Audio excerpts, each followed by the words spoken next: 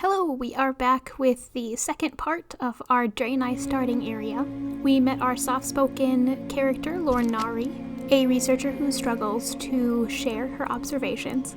We also learned that the Draenei crash-landed on Azeroth because something went wrong with the hijacked satellite called the Exodar that they took from a larger structure called Tempest Keep that was parked, as it were, on Outland. Outland and Draenor are technically the same planet.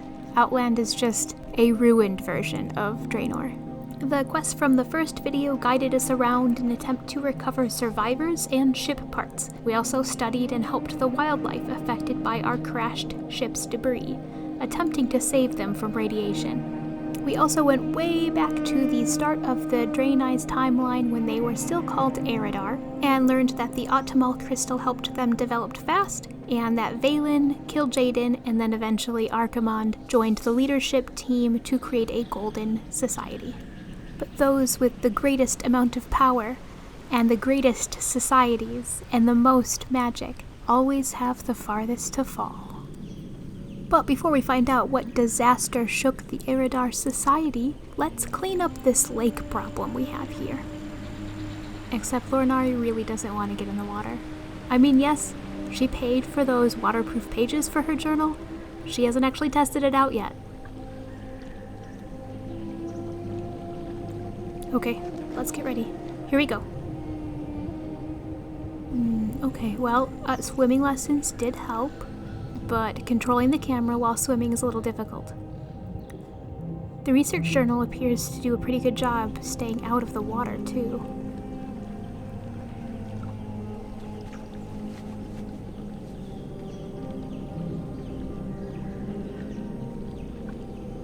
The text reads, "As the neutralizing agent mixes into the waters of the lake, the water that was irradiated by the crystal seems to clear." We'll listen to some of the nice ambient sounds and music as we make our way over to the scout we're supposed to check in with.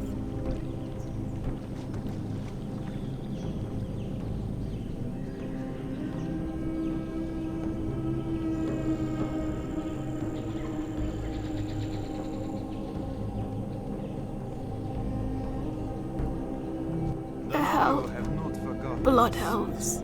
They ambushed me. Don't have long. You must eliminate the blood elf threat. Find what they're up to. They're on the ridge, behind me. Yes, of course. I'll be helping you, though I'm not really, a warrior. I've never really fought other humanoids before. I mean, they don't look all that aggressive, but they did critically injure him, so I suppose I'll start the fight. Oh, did she just talk smack to me? She says, I hope you've made your peace. I mean, I did start the fight, but if they didn't want to fight, they should have said, no, don't hurt me, not, I hope you've made your peace. That was very rude.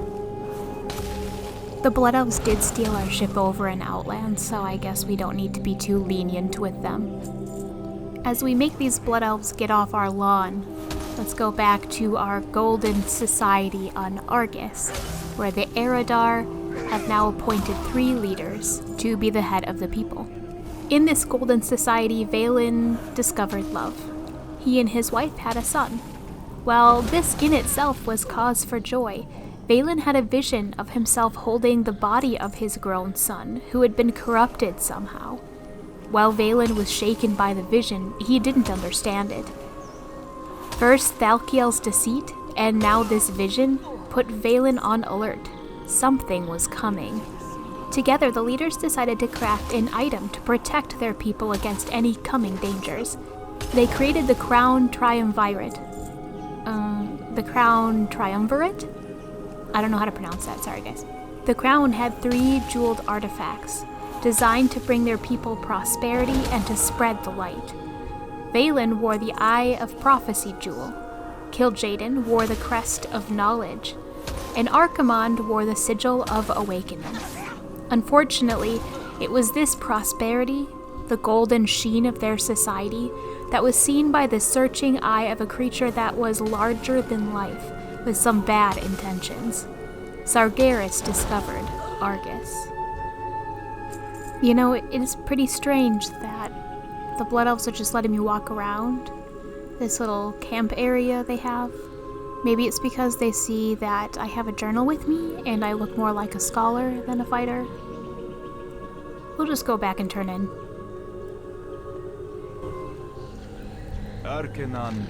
These Blood Elves mean to kill us all. How are we to divert them from this course? I have a plan.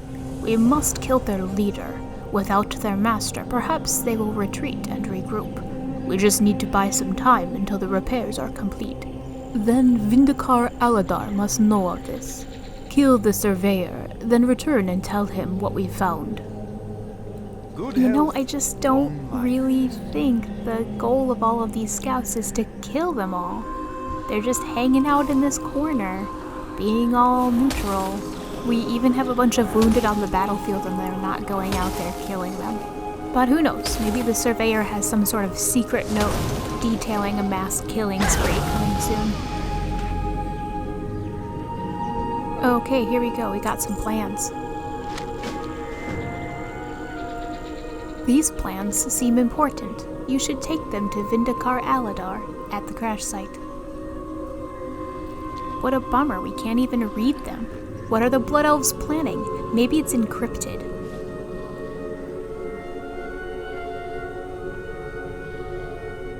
There are many paths to the Light Mage. You must decide which to follow on this world or any other.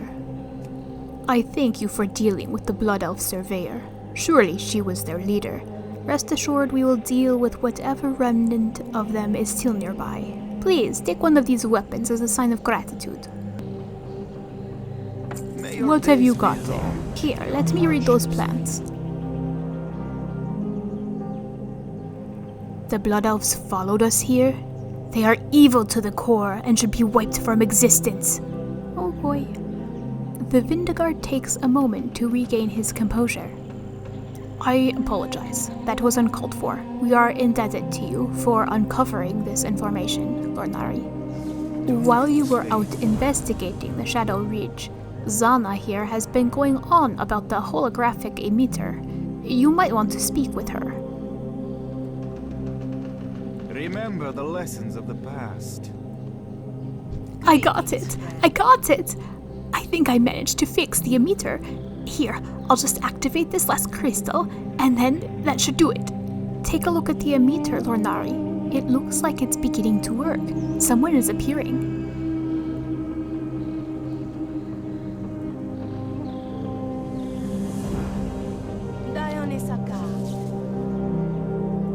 By the 7 optimal crystals, others have survived the crash.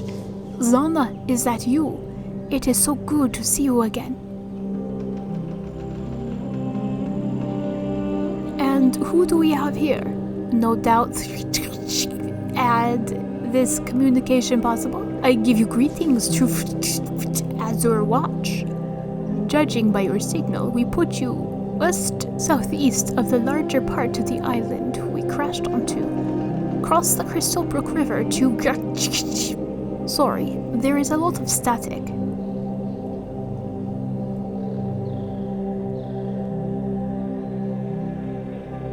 Lorenaari, thank you for your help. One wishes to. This is great news. Your efforts have indeed saved us, Lorenaari.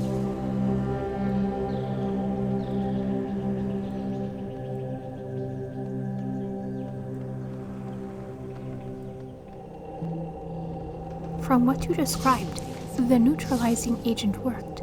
I just wish that I knew how long it would last.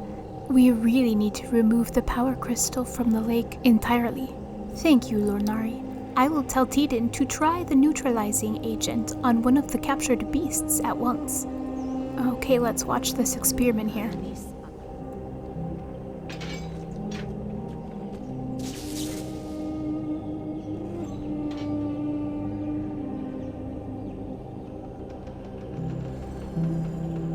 Oh, wonderful, it turned into an adorable little bunny. Woo! Yahoo! Well, our work here is done. Let's head over to where the holographic emitter was telling us to go, across the river into Azure Watch.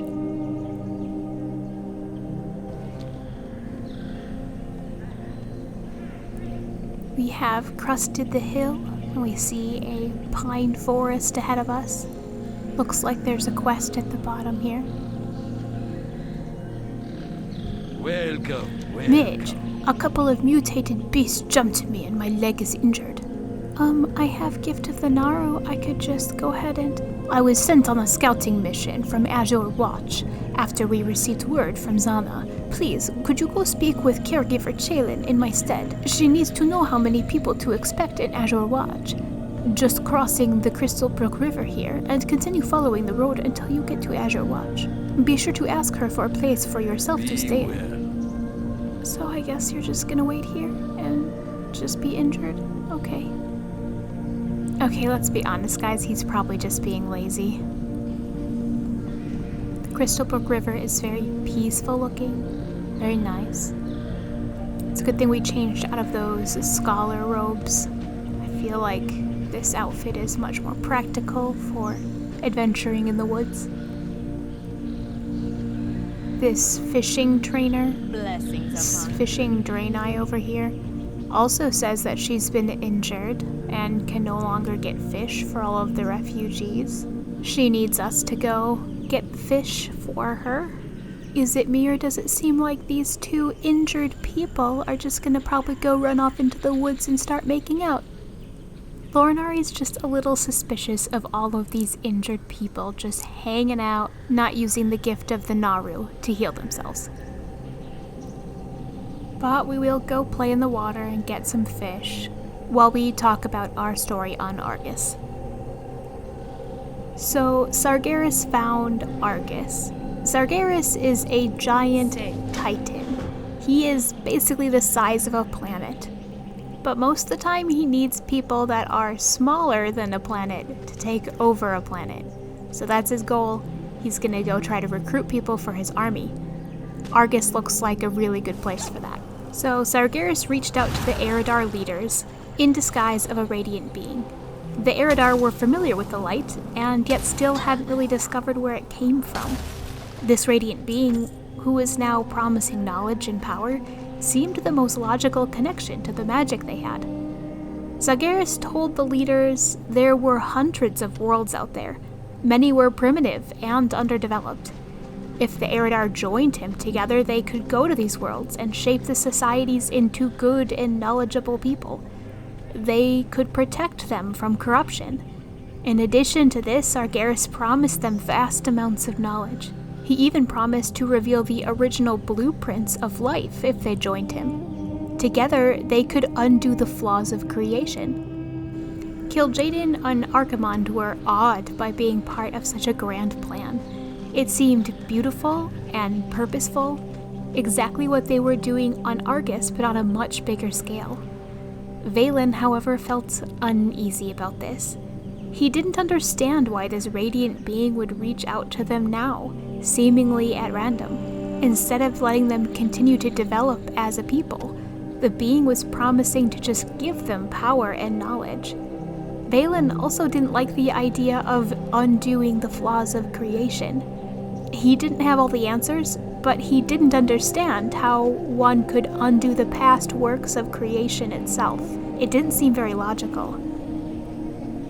Alright, let's turn in these fish to Dictina? Is that her name? Dictina. Well, I don't have anything appropriate to say about that, but she wants us to take the fish that we gathered and deliver it to Azure Watch, because she's injured, remember?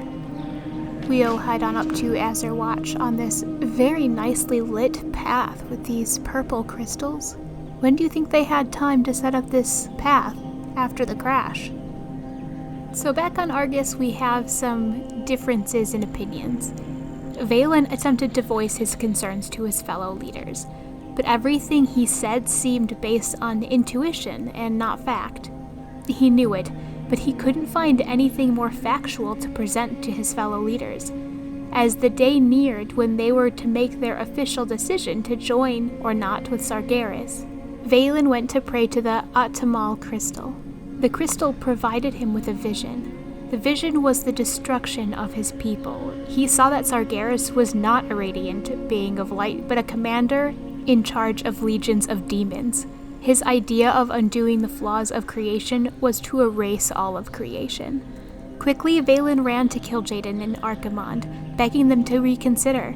He explained his vision, but neither leader believed him. The power and knowledge Sargeras offered was too great to pass up. What do you think of my armor? Crafted it myself. It's a little different from what we traditionally wear, but extremely comfortable. Poor Dictina. That Murloc gave her quite a scare.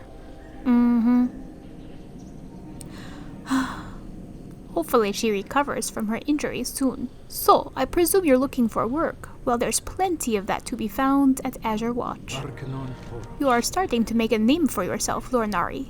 How about trying your hand at hunting? Back on Draenor, our greatest hunters would hunt a beast that resembled the moon-grazed stag of this region, known as the Talbuk. If you think yourself Draenei enough, go out into the wilds and kill enough stags to fill your pack with meat. You'll find them grazing south of Azure Watch. Watch out for their horns. Remember. Anchorite Fatima wants me to go collect lasher petals because they have healing properties and there are a lot of injured Draenei about. We also have a, quote, delicate guest here who is unconscious. She was found by the river yesterday, so hopefully the lasher petals will help her. Favor the road traveled by few. Technician Daivoon here is the one that we saw in the holographic emitter. He's glad that we made it, and he will be sending supplies to Almondvale to help them out.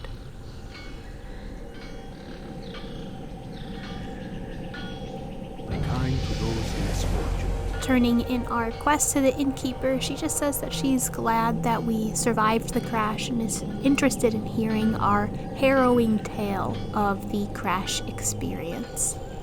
All prices here She does have a quest for us, though, that we'll read.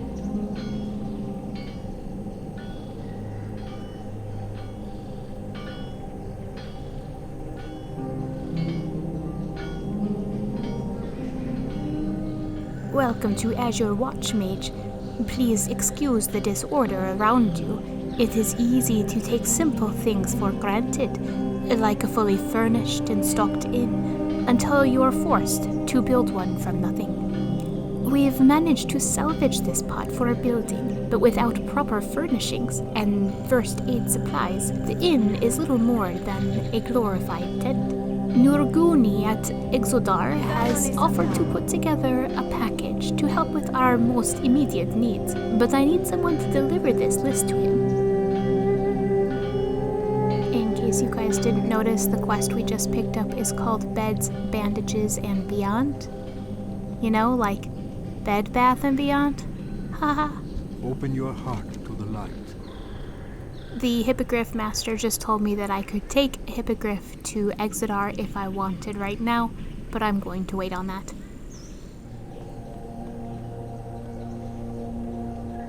I think I cracked it, Lorenaari. He points at the totem. All that we need to know about the Stillpine Furbolg's language is imprinted on their totems.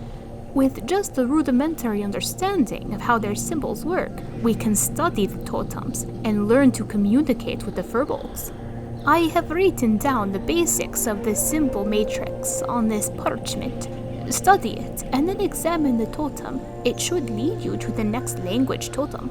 Speak to Argo when you return an educated Draenei. Okay, we're gonna read the language here.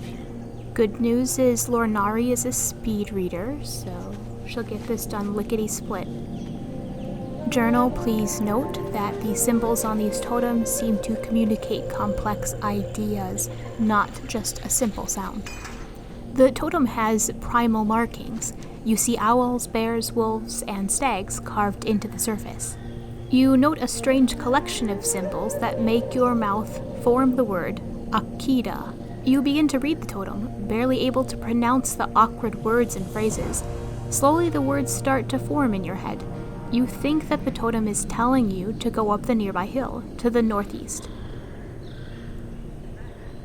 It looks like we're gonna go on a wild language totem adventure. I do feel a little surprised that it is the Draenei that are attempting to learn the Firbolg language. Do the Night Elves know how to talk to the Firbolgs? I mean, they've been living with them for thousands of years. I mean, I guess with every other race of people, maybe the Firbolgs have different languages amongst their tribes. There are some interesting ruins at the top of the hill, probably part of the Night Elf Empire. After we get the second totem and move on to the next one, we will start our story up again. We had to take a long break because we had to pick up a lot of quests.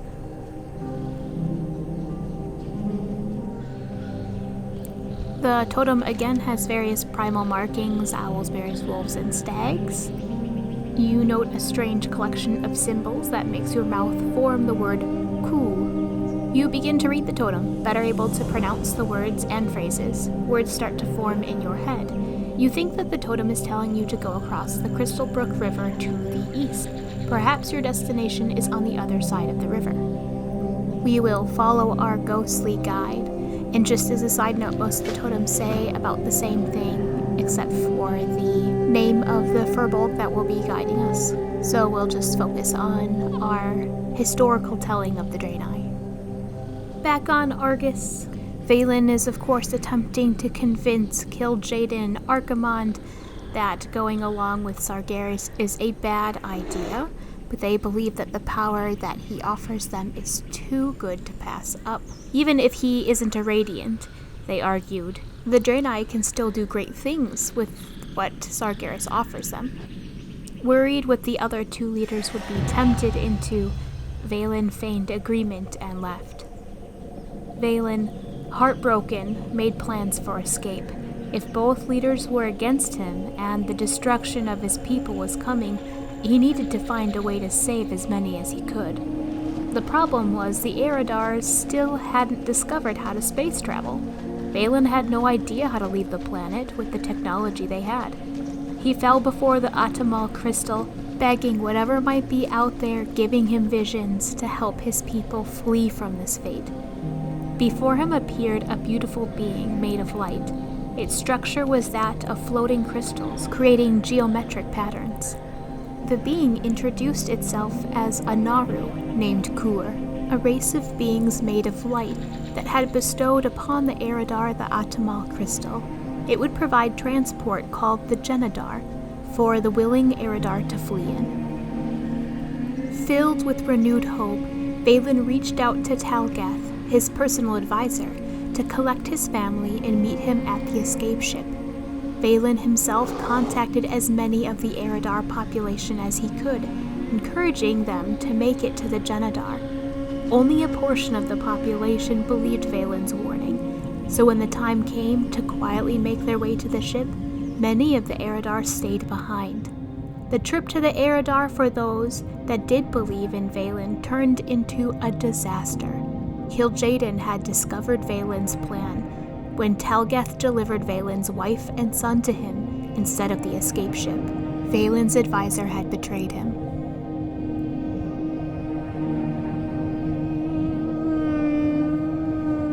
Kil'jaeden and Archimonde contacted Sargeras, and the corruption on the unsuspecting Eridar that had remained behind began. Vaylin and the fleeing exiles ran for their lives as they were pursued by the newly corrupted Brethren. Thousands of Eridar died in the escape. Vaylin, in desperation, used the Atamal crystal to shield the escapees against the raging meteors that rained on his people. This allowed many to get to safety within the shield of the Naru ship, but the crystal was shattered by the power of the demonic magic. With the crystal shattered in Vaylin's hand, and the Eridar population decimated, Vaylin and the exiles flew away on the Genadar. Vaylin was exhausted and full of grief. He had lost his best friend Kil'jaeden. He had lost his beloved wife and son. And he had lost his homeland. How long would they be stuck in this strange ship? How long before they enjoyed the stirring of a breeze against their skin?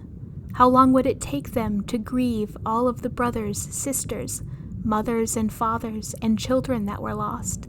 How long could they hide from the legion of demons, their former brethren? Those fleeing could no longer call themselves Eridar. They would call themselves Draenei, which translated as exiled ones in the Eridan language. It is uncertain how many years they traveled through space, though it is estimated in the thousands.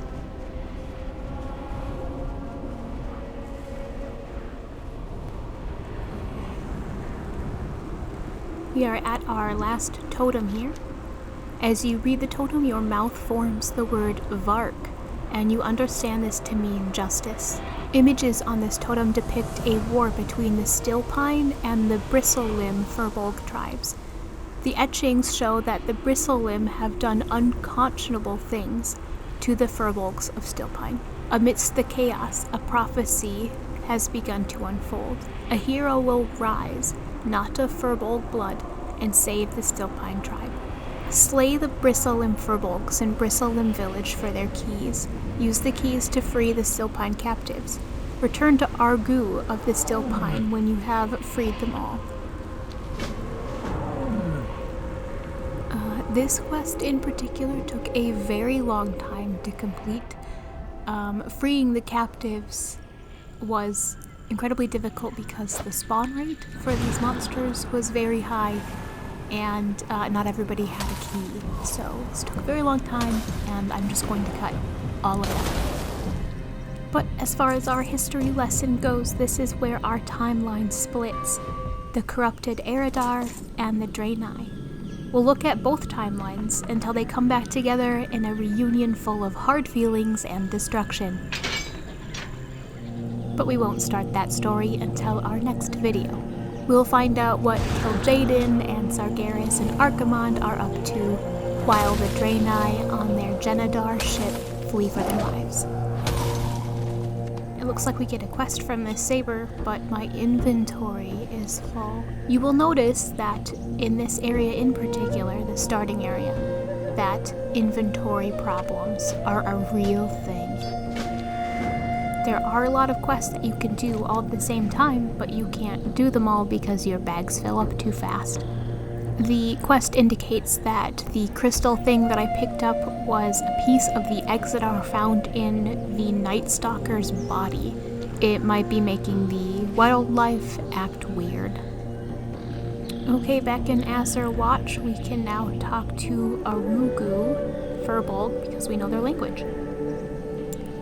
The prophecy spoke of one that would arise and deliver us from the oppressive grasp of the Bristlelimb, that the spirits themselves would herald the arrival of this hero.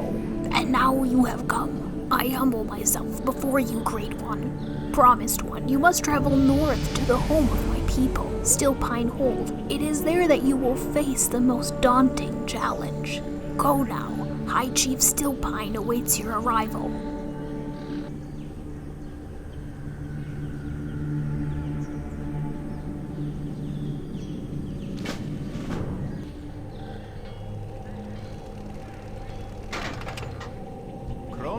You found what? Where?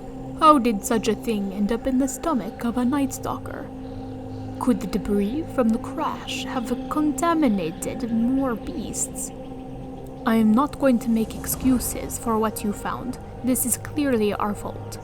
We had gotten reports of crushed crystal fragments showing up in the river to the east, but chose to ignore the implications. Now we can either sit around on the island and cry about the tragedy that has befallen the land, or we can do something about it and prevent it from spreading. If you've got the stomach for it, I want you to go back into the wilds and kill as many of the infected Night Stalkers as you can find. With that, I believe Lorenaari will head back to the inn, or I guess the cracked shuttle that is acting as an inn, and sign out. She'll need to take detailed notes on the adventures that we had today, since she wasn't able to orate as much during that last portion of our adventure. Let's take a look at our timeline before we sign out. As you can see, we filled in a lot of crystals today. Sargeras visits Argus. He offers the Eridar knowledge and power. Kil'jaeden and Archimonde accept this offer. They're very excited about it. Valen refuses the offer based on a vision he has of the corruption of their people. Valen then looks for a way to flee the planet, and the Naru make contact with him and provide him with a ship so that they can leave Argus. Valen loses his wife and child, and the Atmal crystal shatters, but some of the Eridar make it onto the ship called the Genadar, and as they fly away, they decide to call themselves Draenei, which means exiled ones. They get that rename we've been waiting for. So until next time, Lorenaari and her trusty research journal are signing off.